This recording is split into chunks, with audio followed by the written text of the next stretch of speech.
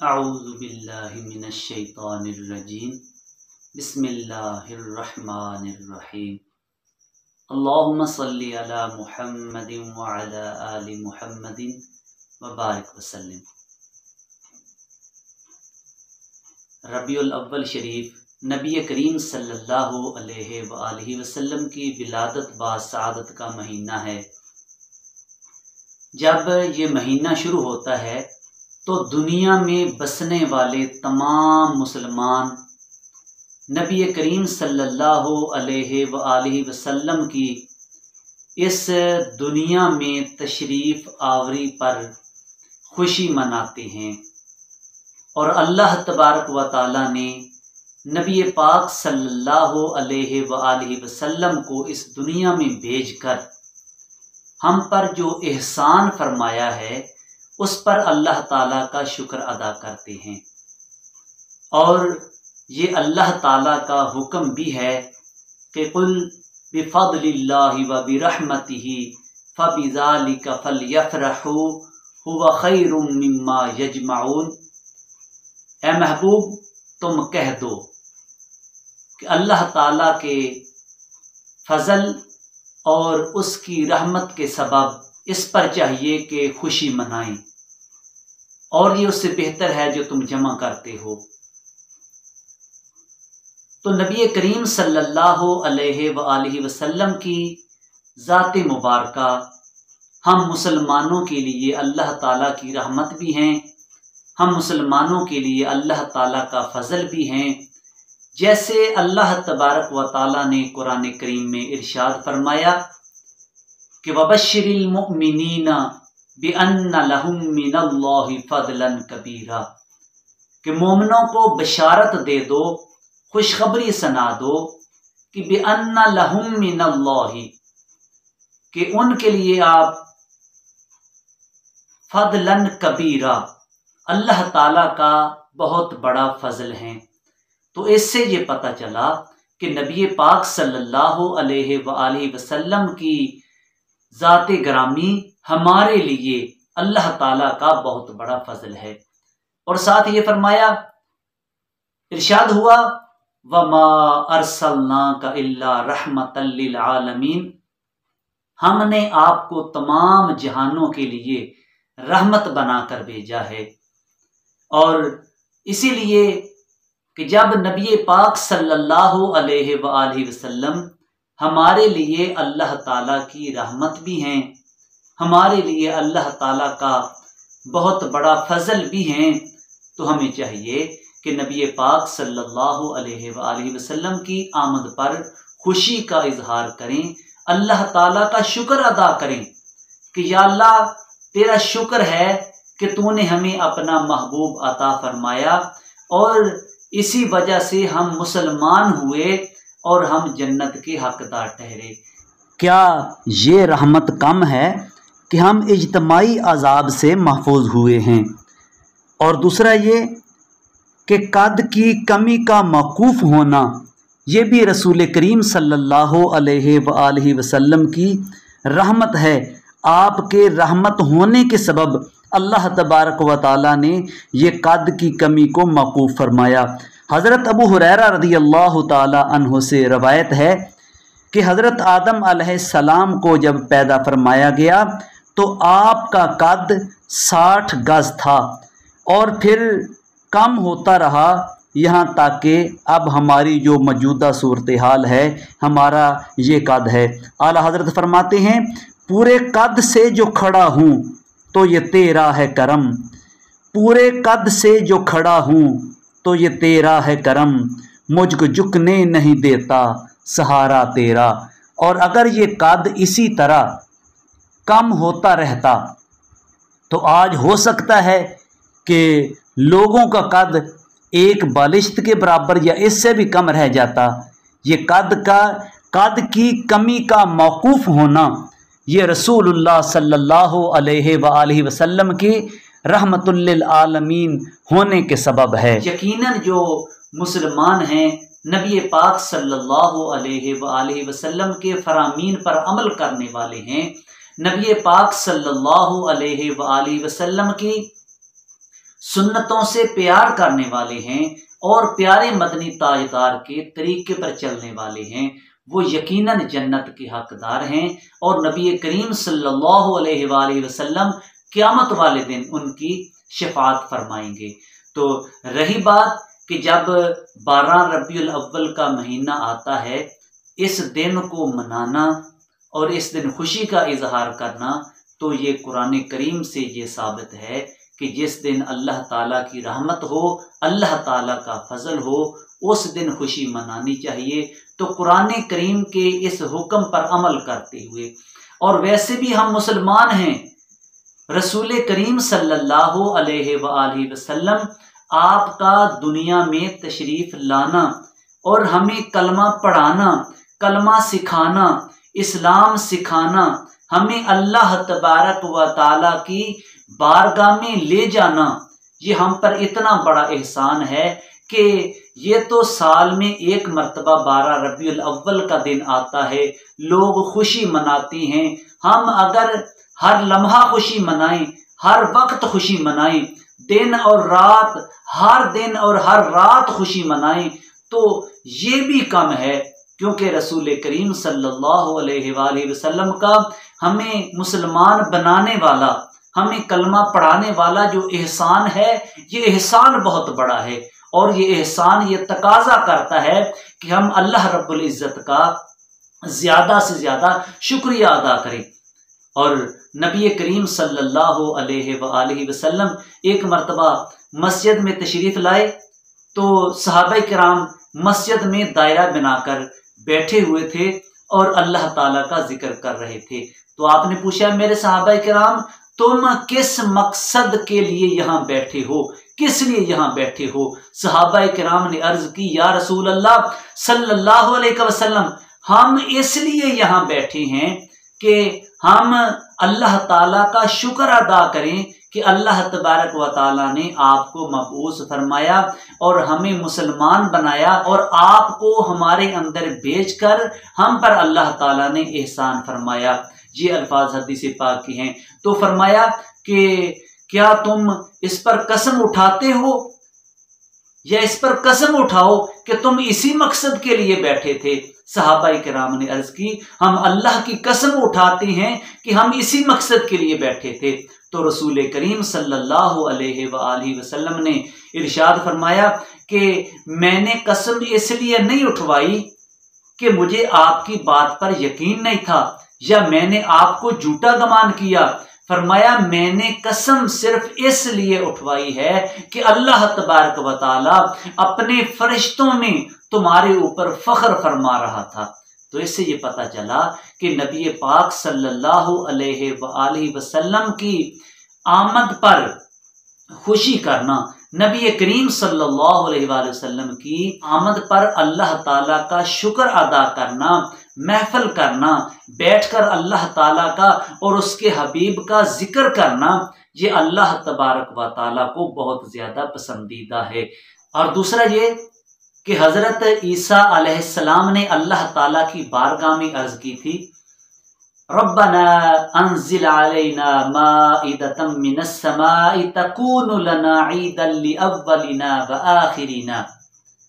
अल्लाह ताला की बारगाह में अर्ज़ की थी, या अल्लाह, रब्बना, हमारे रब, अंज़िल अलैना माइदतम मिनस समा, हमारे लिए आसमान से खान नाज़िल फरमा, खाना नाज़िल फरमा, तकूनु लना ईदन लिअव्वलिना व आखिरिना, ताकि हमारे पहलों और बाद वालों के लिए वो ईद बन जाए। तो जब अल्लाह तबारक व ताला की तरफ से खाना हो, खाना नाज़िल हो, अल्लाह ताला की तरफ से नेमत के तौर पर खाना आए, तो उस दिन को ईद बना लेना, अल्लाह तबारक व ताला ने इसको कुरान करीम में बयान फरमाया है। तो जिस दिन अल्लाह ताला की तरफ से खाना नाज़िल हो, उस दिन को ईद बना लेना ये जायज़ है। तो जिस दिन अल्लाह ताला की सबसे बड़ी नेमत यानी रसूल करीम सल्लल्लाहु अलैहि वसल्लम इस दुनिया में तशरीफ लाएं, तो उस दिन खुशी का इजहार करना और उस दिन को ईद बना लेना, ये बदरजाए औला बेहतर और मुस्तहसन कदम होगा। और सबसे बड़ी बात यह है कि जो ईमान वाले हैं और जो मुसलमान हैं, जो कलमा पढ़ने वाले हैं, ला इलाहा इल्लल्लाह मुहम्मदुर रसूलुल्लाह, जो नबी पाक सल्लल्लाहु अलैहि वसल्लम के इस एहसान को मानने वाले हैं, वो तो हर वक्त नबी पाक सल्लल्लाहु अलैहि वसल्लम की आमद पर, आपके इस दुनिया में तशरीफ लाने पर अल्लाह ताला का शुक्रिया अदा करते रहते हैं। और फिर इस पर यह एतराज नहीं किया जा सकता कि ईदें तो सिर्फ 2 ही हैं, ये तीसरी ईद कहां से आ गई। हमारे लिए तो नबी करीम सल्लल्लाहु अलैहि वसल्लम ने इरशाद फरमाया कि जुमे का दिन मुसलमानों के लिए ईद का दिन है। तो हमारे तो हर महीने में 4 या 5 ईदें आती हैं और इस तरह साल में कई ईदें बन जाती हैं। तो ये बात कहना कि ईदें तो 2 ही हैं, तीसरी ईद कहां से आ गई, तो ये बिल्कुल दुरुस्त नहीं। और दूसरा ये है कि ये कह देना कि जो लोग ये नबी पाक सल्लल्लाहु अलैहि वसल्लम के दुनिया में तशरीफ लाने के दिन जो खुशी करते हैं, ये जायज़ नहीं है। इसको नाजायज कह देना ये तो शरीयत पर बुहतान की तरह है कि जिसको कुरान और हदीस में नाजायज नहीं कहा गया, जिसको शरीयत ने नाजायज नहीं कहा, उसको अपनी तरफ से नाजायज कह देना, ये तो तौबा नाउज़ बिल्लाह, ये शरीयत पर बहुत बड़ा बुहतान है। हालांकि इसकी असल हदीस पाक में मौजूद है कि नबी करीम सल्लल्लाहु अलैहि वसल्लम हर सोमवार का रोजा रखा करते थे। तो जब आपकी बारगाह में इस बारे में अर्ज की गई तो रसूल करीम सल्लल्लाहु अलैहि वसल्लम ने इरशाद फरमाया मैं सोमवार का रोजा इसलिए रखता हूं कि इस दिन मेरी विलादत हुई और इसी दिन मुझ पर कुरान करीम नाज़िल हुआ। तो जब अब देखना यह है कि रसूल करीम सल्लल्लाहु अलैहि वसल्लम ने अपने विलादत के दिन को खास किया है या विलादत के दिन को आम दिनों की तरह गुजारा है। अगर तो नबी पाक सल्लल्लाहु अलैहि वसल्लम ने आम दिनों की तरह गुजारा हो तो फिर उनके एतराज में कुछ जान आ जाती है, लेकिन फिर भी एतराज बनता नहीं है। लेकिन अगर नबी पाक सल्लल्लाहु अलैहि वसल्लम ने इस दिन को खास किया हो तो फिर उम्मती भी अगर इस दिन को खास करेंगे, खुशी मनाएंगे, तो ये नबी पाक सल्लल्लाहु अलैहि वसल्लम की सुन्नत के दर्जे में आ जाएगा। तो जब ये साबित हो गया, ये पता चला कि जब नबी पाक सल्लल्लाहु अलैहि वसल्लम ने अपनी विलादत वाले दिन रोजा रखा है, अपनी विलादत वाले दिन को खास किया है, तो जो आम मुसलमान हैं, जो उम्मती हैं, जो नबी पाक सल्लल्लाहु अलैहि वसल्लम का कलमा पढ़ने वाले हैं, वो भी इस दिन को खास कर सकते हैं। इस दिन अल्लाह ताला का शुक्र अदा कर सकते हैं। और दूसरा ये एतराज भी नहीं हो सकता जिस तरह कह दिया जाता है कि नबी पाक सल्लल्लाहु अलैहि वसल्लम के बाद सहाबाए किराम ने मिलाद नहीं मनाया या मिलाद का जुलूस नहीं निकाला, हज़रत अबू बकर सिद्दीक ने अपने दौरे खिलाफत में नहीं निकाला, हज़रत उमर फारूक रदी अल्लाह ताला अन्हो ने नहीं निकाला, हज़रत उस्मान गनी, हज़रत अली मुर्तज़ा रदी अल्लाह ताला अन्हो, हज़रत इमाम हसन मुजतबा रदी अल्लाह ताला अन्हो, इन सब हस्तियों ने